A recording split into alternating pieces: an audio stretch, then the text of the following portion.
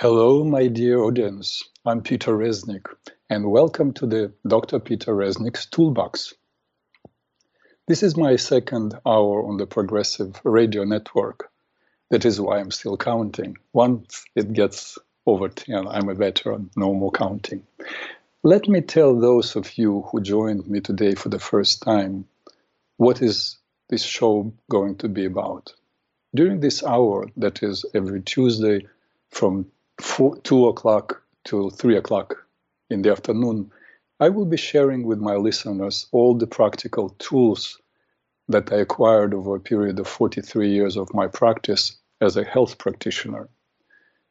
Those tools are simple and effective. Many of them you will be able to learn and utilize without needing any external help. My specialty is Mind-Body Integrative Therapy. So, some of my shows will offer you, my audience, to participate in experiential exercises. For example, I will work on the caller's night dreams, will provide you with a number to call. In fact, let me do it right now. You can even call today if you have some comments or questions. And if I'm not able to answer today, I will answer next Tuesday. And the number is 888-874-4888. I repeat, 888-874-4888. I will also take those interested on guided mental healing journeys. And some of the shows will be reserved to interviewing outstanding specialists in the healing arts. For now, I'm trying just to put this show on the rails. So I got this idea. I don't know how it will work out, but I have so many subjects I can talk about, but I'm not certain which ones are most interesting to you. So what I want to do is to ask you to send me an email to this address, Peter1818 Reznik, R-E-Z-N as Nancy I-K at gmail.com, Peter18Reznik at gmail.com. In the subject section, please write future shows. And in my reply, I will send you a list of subjects that I can address during the future shows. It's a big list. Mark those you would like me to talk about in hierarchy of priorities and send the list back to me. That is how I will know what to talk about first. Last week, I introduced myself to my new audience and the work that I do. And I also spoke about the issue of uncertainty of life that we have been acutely feeling in the year 2020. I also introduced the 5 major tools I utilize and have been utilizing in my practice, such as reason, will, imagination, night dreams, and intuition. I did not mention one more powerful tool, partially because of the time constraints and partially because this tool belongs to both the reason family of tools and the imagination family of tools. And this tool is based on the understanding and the ability to utilize the meaning of forms. Let me explain to you what I mean. Imagine you're walking in New York City or some other city. And you need to get someplace and you don't want to take a subway. With your eyes, you're searching for a moving vehicle of yellow color. The moving vehicle of yellow color is only an image or a form which tells you the meaning behind the form. And the meaning, of course, is that this is a taxi, which for a certain fee will take you where you want to go. And so did our ancestor going for a hunt to get food for his family. When he saw or even heard a roar of that animal that you and I call a lion, he did not say to himself, here comes my dinner. No, he ran away knowing that if he doesn't, or he didn't, he could become dinner. And he would go and look for a more appropriate animal to hunt. The form, whether it was the appearance of the lion or the sound, informed the man about the meaning of that form. And that was something like, it's a powerful, vicious creature, and I have no chance. And as civilizations evolved, and people began to store and share their experiences and knowledge, so did the science of understanding of the different meanings that stood behind different forms. And that is how human morphology came into being. The word morphology consists of two words. In Greek, morphe means form and logos means meaning. Morphology is meaning of the form, and human morphology, or face reading as we commonly use it, is the meaning behind the human form. I learned human morphology about 30 years ago, but before that I was already a therapist for 13 years. And any therapist knows it takes at least a couple of weeks or even months to really know who a person you talk to is, what make them really tick. But once I learned human morphology, now it takes me seconds, just as long as it takes me to look at a person's face. By the way, this body of knowledge is taught in India and in China and in most European medical and nursing schools. It's not as known in the United States for certain reasons. I will talk about it one time. I will, in fact, spend a whole hour show introducing this subject to you. Actually, I wrote a book about it titled Face Reading Secrets for Successful Relationships. Oh yes, I forgot. There is yet another tool, natural tool, that I use in my practice, and it is the power of speech. And the tool is called hypnosis. In fact, that was the first tool I started utilizing as a health professional. I did, in all the years of my practice, I did a lot of past life regressions. And I think this is one of the subjects you may be interested in.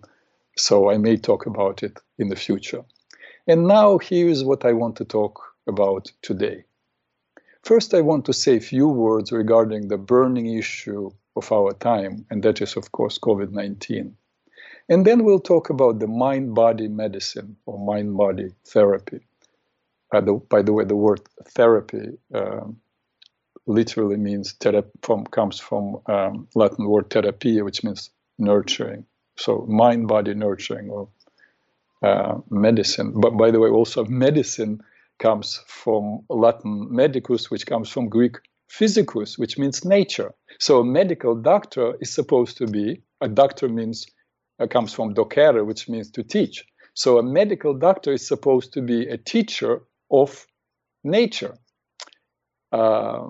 Sometimes it's true, sometimes it's not. So let me try to break down for you what mind-body therapy is and where it comes from. The whole idea is that it's an approach where you are not relying on the doctor from the outside, because the whole conventional medicine of today is allopathic. It's called allopathic medicine. Alla literally means there. So which means something from out there will come into here, into me, and fix me. Where mind-body medicine has different principles. The idea is that you have everything inside of you to restore balance in your body. So we'll talk about how it can help you to be self-reliant and self-aware of what needs to be done. And that includes also medicine. But first, my thoughts about COVID. Most of what we hear these days is social distancing, masks, vaccination. Will vaccinations come in December or in January? Are they really effective? Are they effective and safe? But what comes to my mind is, when I hear all this, is a great debate of two giants of scientific medicine of 19th century, Louis Pasteur and Claude Bernard. Both are French, by the way. Pasteur, who was a chemist and microbiologist, put forward a germ theory according to which diseases are caused by infections, by microbes or viruses. This paradigm is based or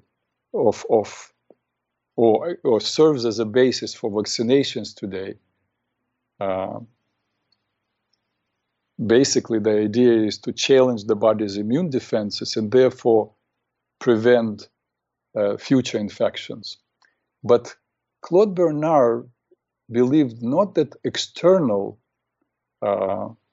viruses or microbes affect us. After all, there are viruses and microbes are constantly around.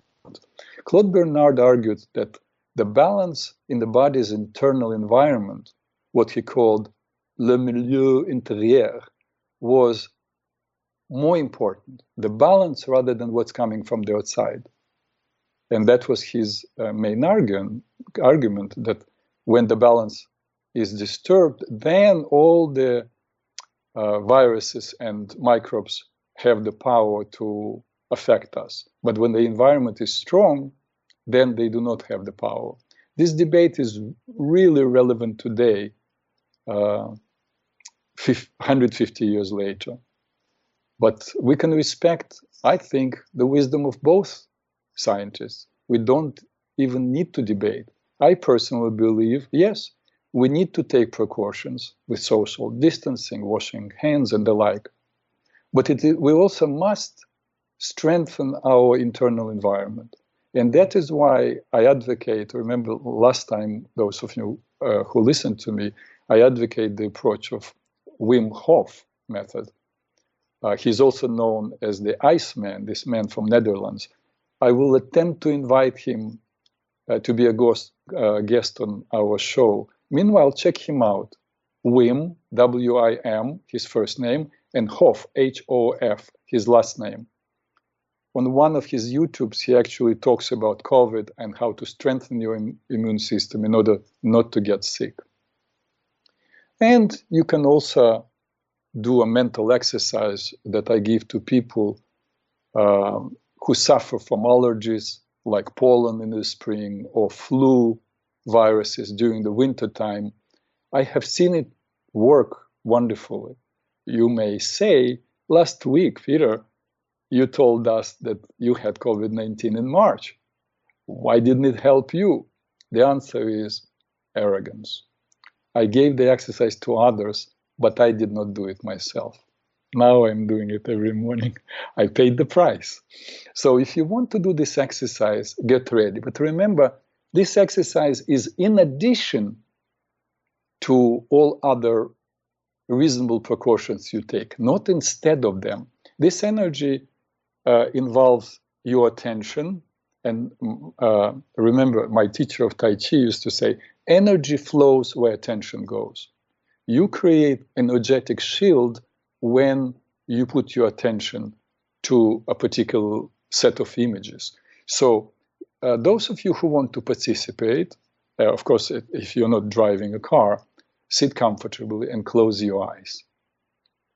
And focus on your chest. And now think or imagine a beam of white light extending beyond your chest, coming out of your chest. But it doesn't go straight as normally it does, but it curves as it goes, extends by 1 foot away from your body, it curves to the right, making slowly a circle around your whole body. And now you are encircled by this white light.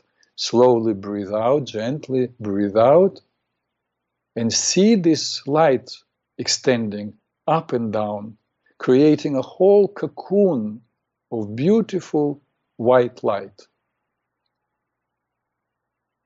Feel and sense and know that this is your protective shield, and you can even see any invaders like bacteria, viruses, or even negativity of others bouncing off this cocoon as if this cocoon were made of rubber. Feel yourself safe and protected, then gently breathe out 1 time and open your eyes. You do this exercise every morning before you go out of your home. And now finally, the main topic of today, mind-body integrative medicine or therapy. I'm so tempted to tell you a story. Let me indulge myself. You know, I came to the United States in 1981 at the age of 26. I really didn't speak much English. So first I was working as a helper to a carpenter. We were remodeling old homes. Then I was packing chickens in plastic bags in a supermarket. And then progress. I started working in a fancy restaurant as a busboy. They, a friendly couple which frequented the restaurant, tried to engage me in conversations. At those times, immigrants were not so common. Immigrants, but I'm talking about Soviet Union. So once they learned that I was from the Soviet Union, they tried to talk to me. And I guess because of my insecurity, I needed to show off, to prove that I was not just a busboy. So in whatever language I could master, I told my benefactors that back in Ukraine, I treated asthma, which I did, by teaching people how to do healing mental exercises and self-hypnosis. Hearing that, the man put his hand on my hand and said to me, "Young man," I was young then, "I am a physician. I like you. Here in America, we do real medicine. Go and study computers. It doesn't require much English, and you will be able to make a decent living." Fast forward 10 years, and in 1991, National Institute of Health opened an office of alternative medicine. At that time, I was a faculty member of the American Institute for Mental Imagery, a postgraduate training center for health professionals. And we were one of the first recipients of a grant to investigate the effects of mental imagery on treatment of asthma. I remember how I fantasized about meeting that doctor and rubbing his nose with this news. Of course, that was my ego talking. By that time, I already knew that I was not the only person in America interested in mind-body approach to healing.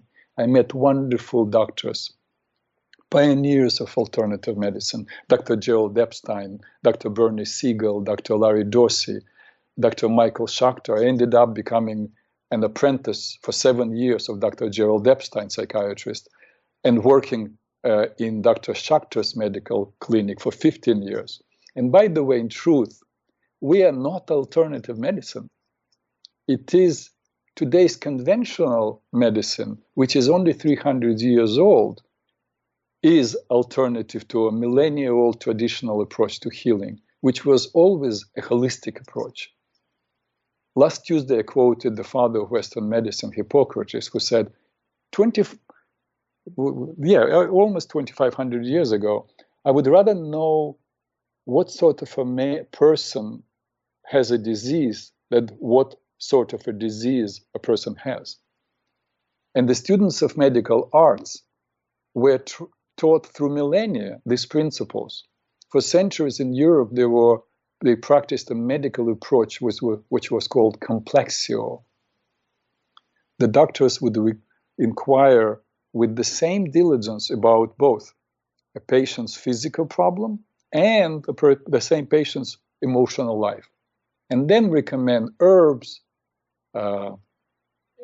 mental exercises, and at times surgery, which we know surgery was often not that successful. And of course, modern medicine made incredible advances in medical hygiene, in diagnostics, and surgery, of course.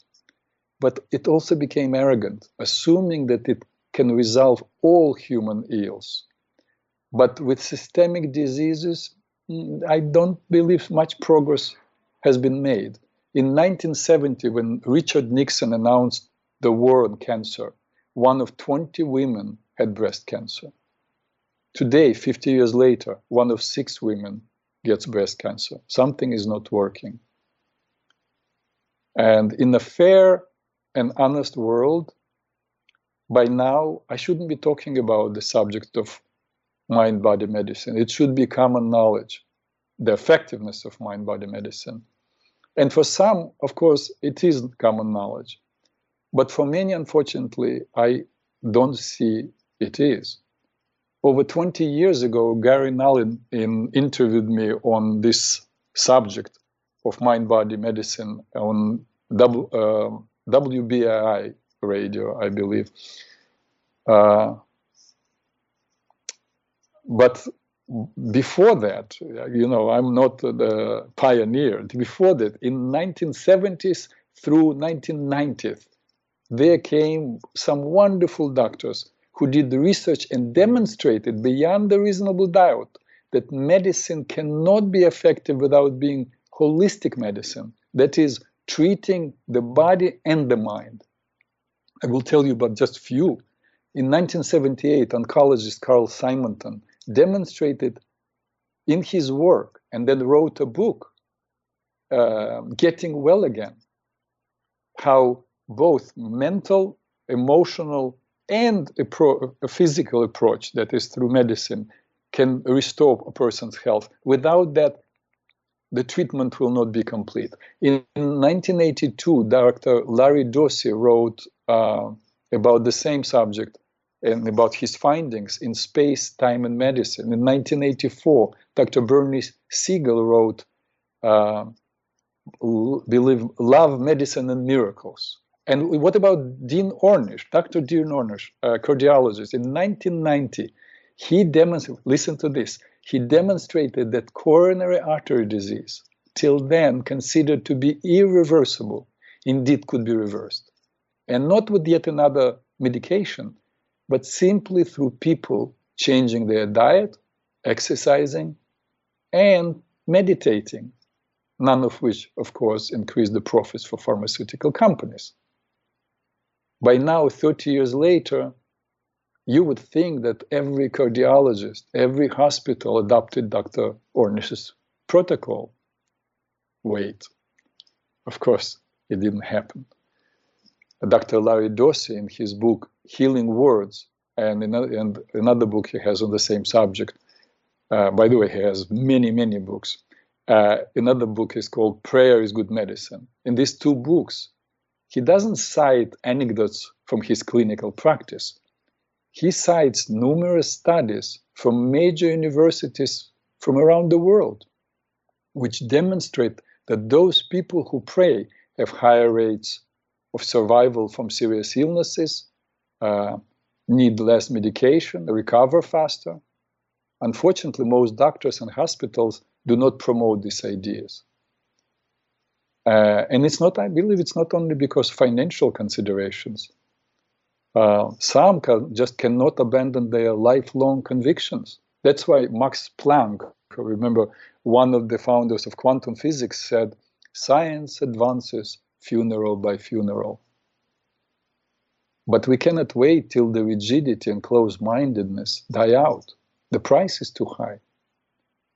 I understand that it's not a simple thing to shift your thinking from doctor knows best to I'm responsible for my own well-being and will use the illness as a springboard to total healing.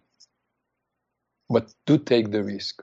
I'm not asking you, excuse me, I'm not asking you to abandon medication. Just consider making yet another effort. To achieve healing, a person needs to make two commitments or to adhere to two ideas. Number one is not to become a patient. You may say, how can you not be a patient if you have a serious problem? You need to take medication, you need to see doctors, you take supplements, etc. Of course, that's a must. You do what you made the decision to do, and once you've done it, what's necessary, go right back to life. What nourishes life is life. Your work, if you love it, your family, your interests. Not spending days on the internet searching for horror stories.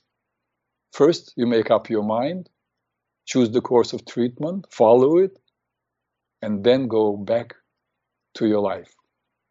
The second requirement is to know what changes you will make in your life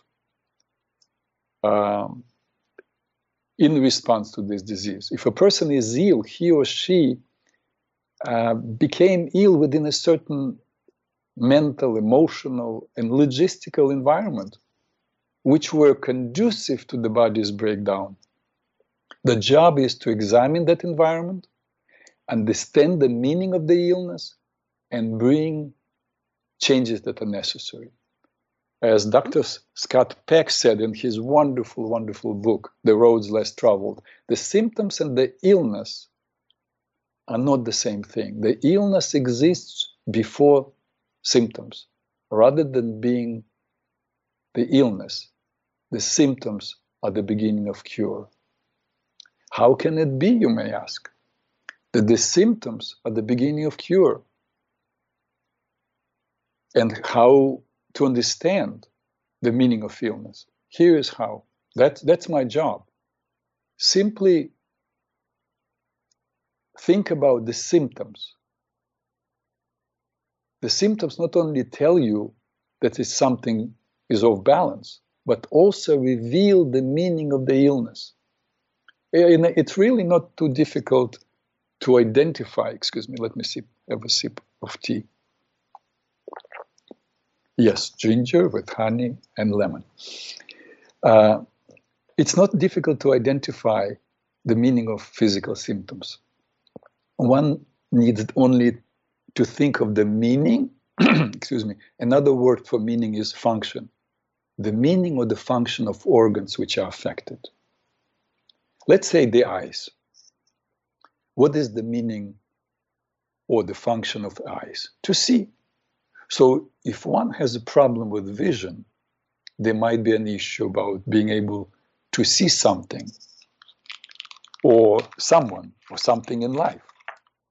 It has been my experience that people who have digestive problems often have their lives circumstances or have people in their life that they have difficulties to stomach or digest. Women with breast cancer, and I read research on that, and it's also been my experience. Women with breast cancer often have issues with nourishment, not having been nourished as children, not nourishing themselves in the present time, not having nourishing relationships, etc. One way or another, the issue of nourishment is often involved. Ovarian cancer or prostate cancer often reflect the issue about children or procreation. Another one, a very interesting one, heart problems, very often associated with grief or issues about love. Notice I say very often the word often. Why? That is because since each person is unique, the meaning of organs, life events, relationships is also uniquely individual. And we have to look at every person and every illness within the context of their unique individuality and life circumstances. It's absolutely important to treat the physical symptoms of the illness, preferably using natural, non-invasive methods. But it is my belief that when the illness reoccurs, it is because the symptoms were cured, but the whole life, the illness, the meaning of illness was not addressed. Regardless of what modality for dealing with the physical symptoms you choose, unless you identify and address the meaning that lies at the genesis of the illness, there might be temporary cure, for sure, but not the healing of the whole person. If you have any questions, again, regarding, this is a huge, huge subject. If you have any questions, again, you can call, I gave you the numbers, I will answer it they from the station, they will, from the site, they will send me a text, and I will try to respond right away, or I will respond to your questions next Tuesday. It's a very important issue. We're talking about life, and people, unfortunately, a lot of people are suffering from serious physical illnesses. But till this moment, so far, I was attempting to explain to you the mind-body approach to healing through natural science, through research and logic. But there is a whole other, much simpler way to understand the mind-body connection, and it is a spiritual approach to the subject. I did not touch upon it till this moment because I did not want those of you who are atheists to suffer through this part of my talk or simply hang up. Now, as I shared with you the part of my presentation or the ideas I wanted to share with you that everyone can appreciate and relate to, now I will speak about this other way of understanding wellness and illness. And this other way, understanding how do we become ill, and how we can become well through the eyes of the Bible. The Bible is the document that Hebrew people call the Torah, Christians call the Old Testament, and the Muslims call the book. The book of Genesis. We'll start with the book of Genesis because it really helps us to look at the meaning of illness. The book of Genesis begins with the words, "In the beginning, God created heaven and earth." So we are told from the start that the world did not come into being all by itself. We are told that the world was created by a creator. That was the verse number 1. And very, very soon, in the verse 26, we read, "And the creator said, let us make a human in our image, after our likeness." So we're told the human being is created in the mirror image of the creator. The creator has the ability to see, right? Which means that we'll later on through the Bible we read, God saw this, God saw, because seeing it means being aware of. God, of course, doesn't have the eyes, but God has the ability to be aware of or see. And so being in mirror image of God, ability to see, and that's the eyes. The creator has the ability to move. Remember, God is omnipresent, can be anywhere at any time. So we have the ability to move. And here we have legs. The creator has the ability to create creatures in the image and likeness of self. So we humans have the ability, through our reproductive system, to create the creatures in the image and likeness of ourselves, our children. The creator has the ability to love, we are told. We have the ability to love, and so we got the heart. Somebody can say, wait a minute, that's a little bit of stretch. How do you medically connect the heart with love? Yeah, they talk about it, I love you, my heart is bursting, or my heart is broken. But that's how do you call it, colloquial expressions. But how do you medically explain love and connect love with the heart? I'll tell you. The Hebrew word for love is achava. The root of the word achava is chav. So love is achava, but it has chav, and chav means to give. What is one organ? It's a little quiz. What is one organ in our body that is connected with and gives to every single part? In fact, every cell of our body. That is the heart. Our blood is carried to and gives nourishment to every single cell. There are, in fact, several studies which demonstrated that if one, that's an example, if one spouse dies, the other has twice as high chance of dying from a heart attack. In old times, they would say a person died from a heartbreak. These days, doctors say, God forbid, they say because of love or heartbreak, they say died from a congenital heart failure. Heart is a meaningful organ. And it cannot be that one organ is meaningful. By the way, there are other studies, which talks about heart, about liking and loving, about, some people say, oh, my heart wasn't there. For example, it's like a study, 1970, I think, Dr. Jenkins of the Health Education and Welfare Department in Massachusetts did a study on heart attacks. And, they expected the results. At that time, they already knew that smoking, certain forms of diabetes, being overweight are risk factors for getting heart attack. And the shock came when he discovered that 85% of people in the study did not smoke, were not obese, and did not have any diabetes.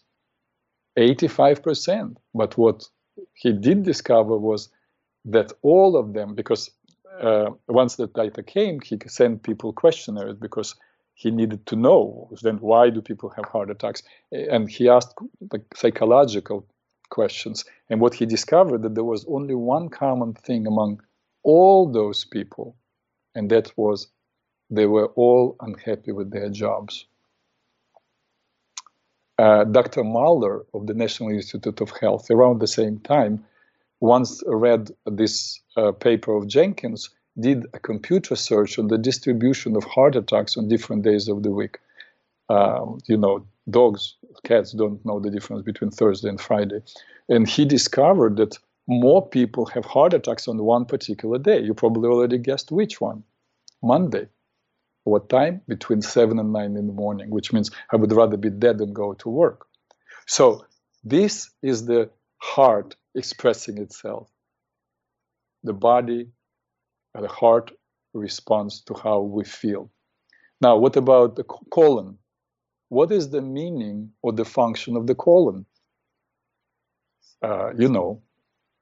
It's letting go of the waste, right? So to heal the colon, one must consider if one holds on to what needs to be let go of, right? To wrap it all up, to heal the organ, we must heal the function or the meaning of the organ. And then, of course, you take whatever physical methods or tools you need to apply. And sometimes a person needs surgery, sometimes a person needs medication.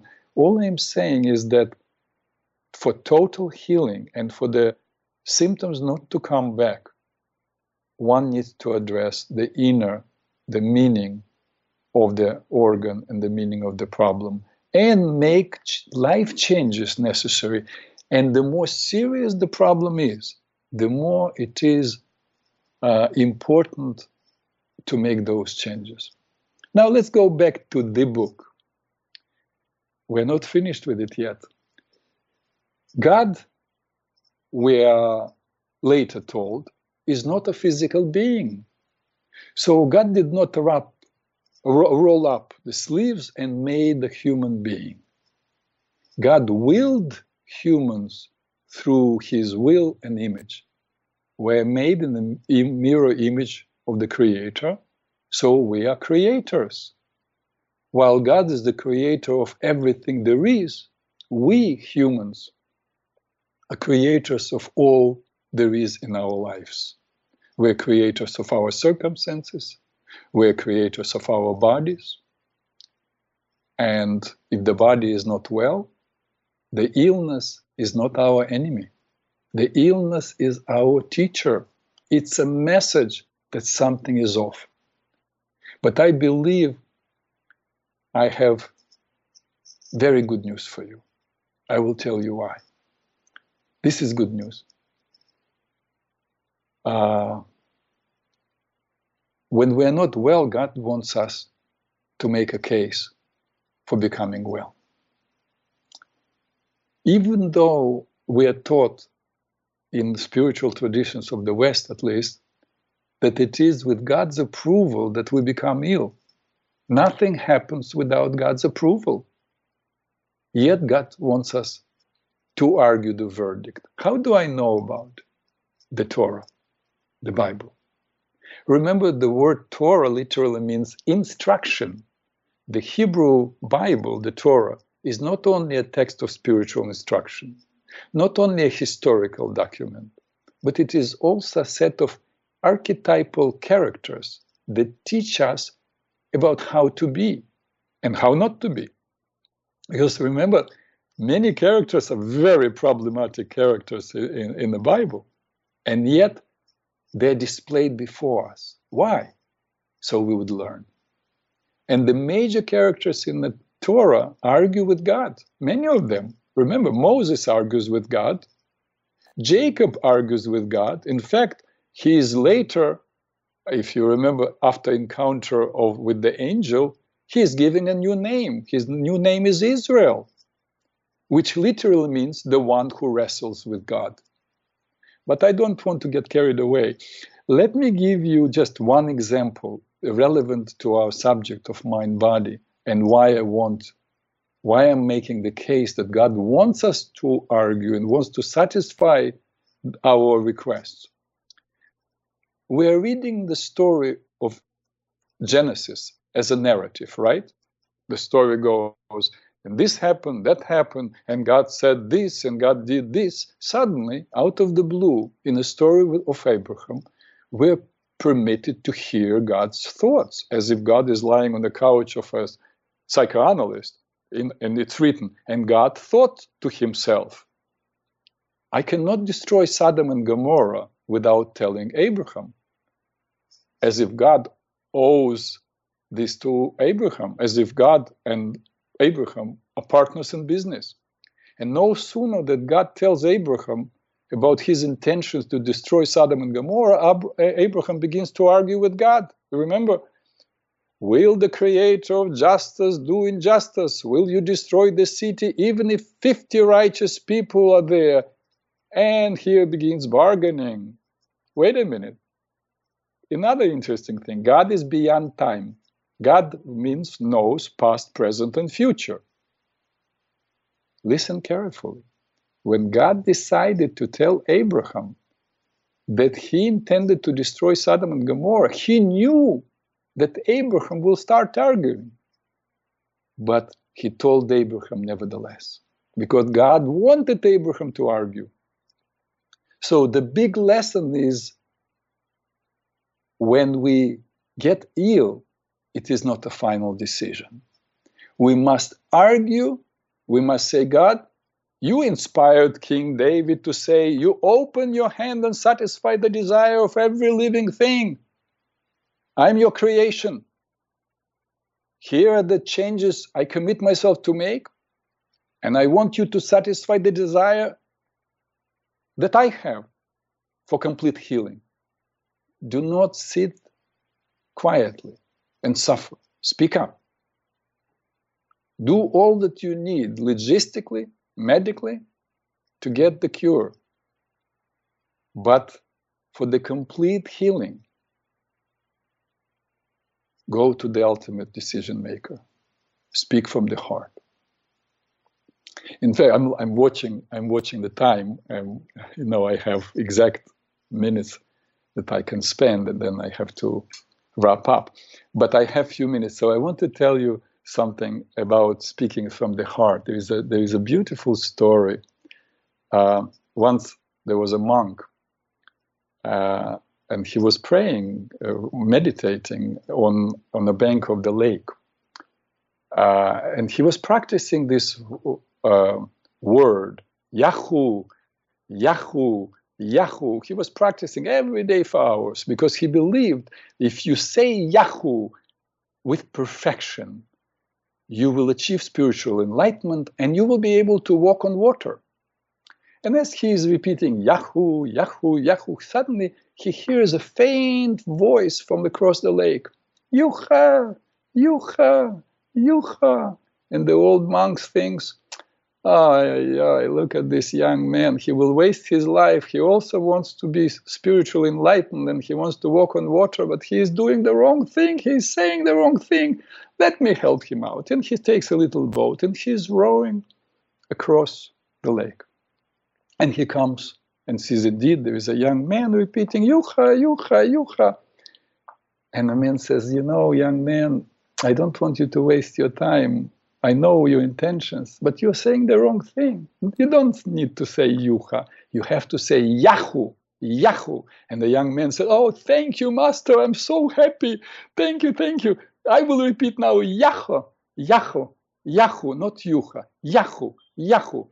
And so he's so happy, the young man is happy, and the old man gets into his boat and they're rowing, and he is in the middle of the lake. And he hears the young man going, Yahoo, Yahoo, Yucha, Yahoo, Yucha, and quiet. And suddenly he sees the young man running on the water across the lake, screaming, Master, Master, I'm so sorry, I got confused, I forgot. What is the right way to say it? That's the whole story. You understand the meaning. It's not really important what we say and how we say. It's important that we speak from the heart. I'm compelled, I still have time. I want to tell you just another little story. It's the same. There was a rabbi walking through forest, and he hears somebody saying, Aleph, Gimel, Dalet, just Hebrew letters. Then one letter after the other, and the rabbi comes out and sees a man standing there looking up at heavens and yelling these just letters of an alphabet. And he says, what are you doing here? You know, just screaming letters. And the man says, you know, I'm not a learned man. I don't know how to pray. But I throw up in the air letters. God knows how to make sentences. So I want you to know, you don't need to pray the right way. You don't need anything but an open heart and the desire to get well. And the commitment. Desire is not enough. The commitment to make a real effort. It's a challenge. It's an effort. It's also scary. If you thought a certain way all your life, doctor knows best. You know, honestly, many, many years ago, when I just, again, came to the United States, and maybe I had been here for a year, and I needed to see a doctor. I don't remember why. And I walked in, I remember it was in New York City. I walked in and there was a little sign. They probably don't do it these days. But remember, it was 39 years ago. And there was a sign on his desk. I am not interested in your opinion. I am the doctor. I don't know why he wrote this. Again, it makes me smile now. I don't think that people are as arrogant now. But I actually looked at that sign and I was sitting. I was very shy. And I still got up and I walked out. First, I felt guilty. I didn't have insurance. I was supposed to pay cash. And I walked out because there were a couple of people ahead of me. I was sitting, I was thinking, I cannot be here. I cannot listen to this guy. I cannot trust him if he's not interested in what I think. And in fact, I believe it was in the University of Rochester. They did a research of people who, I don't know how they conducted this research, but of people who discharged themselves against physicians' advice.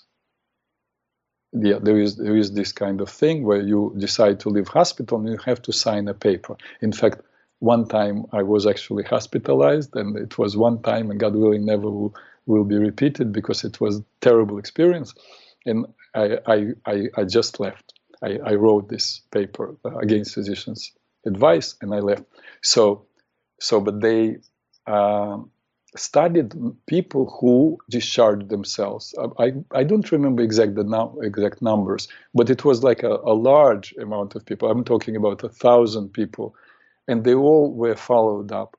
And what they discovered, that 83% of people actually were right, which means it was a good thing for them. They did not suffer any consequences. So we have to learn to follow our intuition. And I prepared it for you, actually. I have here in front of me a little paper. I wanted to finish our talk today with, it's not a poem, I don't know, it's a writing of Richard Bach. If you ever read, you will recognize it. If you didn't, it's a must. It's just a beautiful, beautiful writing it's in fact the first page of his little book called Illusions. Once there lived a village of creatures along the bottom of a great crystal river. The current of the river swept silently over them all, young and old, rich and poor, good and evil. The current going its own way, knowing only its own crystal self. Each creature in its own manner clung tightly to the twigs and rocks of the river bottom, for clinging was their way of life, and resisting the current, what each had learned from birth. But one creature said at last, "I'm tired of clinging. Though I cannot see it with my eyes, I trust that the current knows where it's going. I shall let go and let it take me where it will. Clinging, I shall die from boredom." The other creatures laughed and said, "Fool, let go and the current you worship will throw you tumbled and smashed across the rocks, and you shall die quicker than boredom." But the one heeded them not, and taking a breath did let go, and at once he was tumbled and smashed by the current across the rocks. Yet in time, as the creature refused to cling again, the current lifted him free from the bottom, and he was bruised and hurt no more. And the creatures downstream, to whom he was a stranger, cried, "See a miracle! A creature like ourselves, yet he flies. See the Messiah come to save us all." But the one carried in the current said, "I am no more Messiah than you. The river delights to lift us free, if only we dare let go. Our voyage is this adventure, our true path." And that's the beautiful writing. I think that once again, we need to explore new possibilities when we want to be well. And that's possibilities of taking a risk and relying on ourselves, encouraging ourselves, envisioning how we want to be. Remember, going back to a man is created in image and likeness of the Creator. So the man is the Creator. So you have to see yourself being well. You have to envision yourself being well. Not try to avoid negating the negative, meaning you don't say, "I am not going to be sick. I am not going to suffer. I am not going to get this and this." Simply say what you want to achieve rather than what you want to move away from. And of course, I spoke about it in the last week, that the speed of thought is so quick.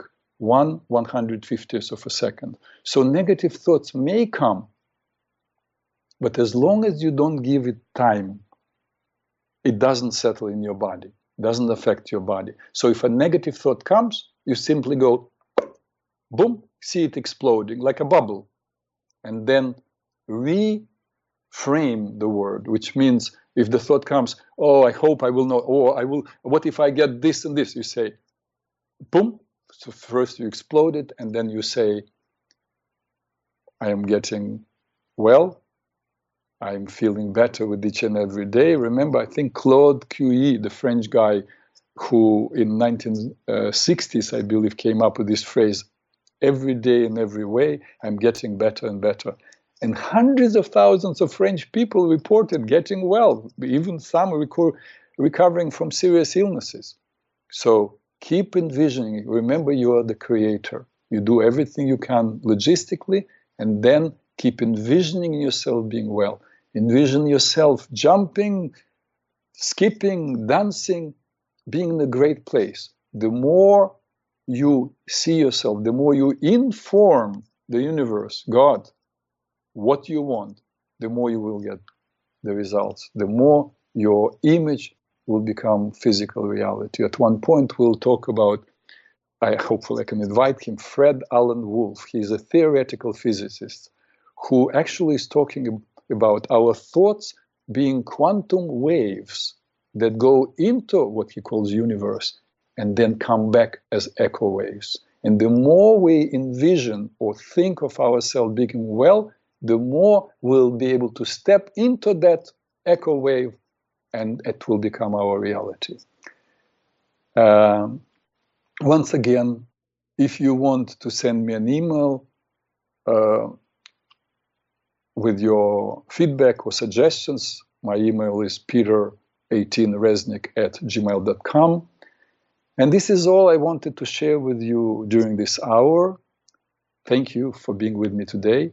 Peace to all who want to live in peace.